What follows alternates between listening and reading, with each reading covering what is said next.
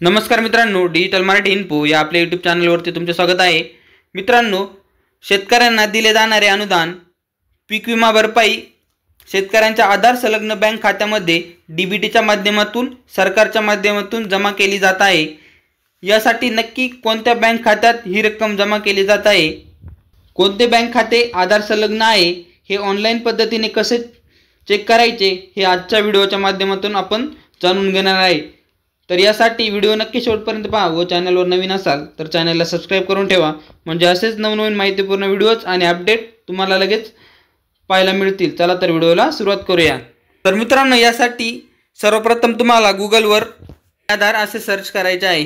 माय आधार असे सर्च केल्यानंतर आधार कार्डची ही पहिलीच वेबसाईट तुमच्या समोर येईल, ती ओपन करायची आहे। ती ओपन करून घ्यायची आहे। ओपन केल्यानंतर येथे तुम्हाला ज्या काही सर्व्हिसेस आहेत त्या सर्व इथे दिलेल्या आहेत। यामध्ये आधार सर्व्हिसेस या ऑप्शनवरती क्लिक करायचं आहे।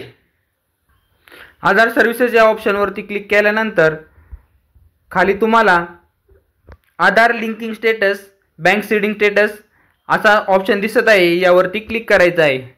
यामध्ये तुम्हाला NPCIला जे तुमचे बँक अकाउंट लिंक केलेले आहे ते इथे समजले जाईल। आता इथे आल्यानंतर तुम्हाला लॉग इन हा ऑप्शन दिसेल, यावरती क्लिक करायचं आहे।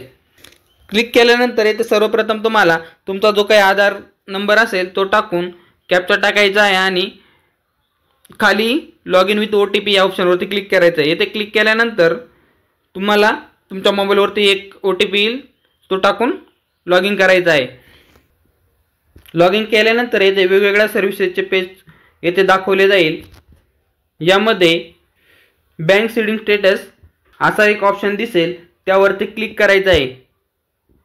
क्लिक केल्यानंतर आपल्याला ज्या बँक खात्याला आधार कार्ड लिंक आहे त्या बँक खात्याशी आपले NPCI मॅपिंग झालेले आहे ते बँक खाते आपल्याला या ठिकाणी दाखवले जाईल, त्याचे स्टेटस दाखवले जाईल आणि ते ॲक्टिव्ह आहे की डिॲक्टिव्हेट आहे हे पण दाखवले जाईल। आणि महत्त्वाचे म्हणजे याच बँक खात्यामध्ये आपला पीक विमा नुकसान भरपाईचे पैसे जमा केले जाणार आहे। तर मित्रांनो, अशा प्रकारे ही एक महत्त्वपूर्ण अशी अपडेट होती, ही आपल्या मित्रांपर्यंत नक्की शेअर करा। धन्यवाद।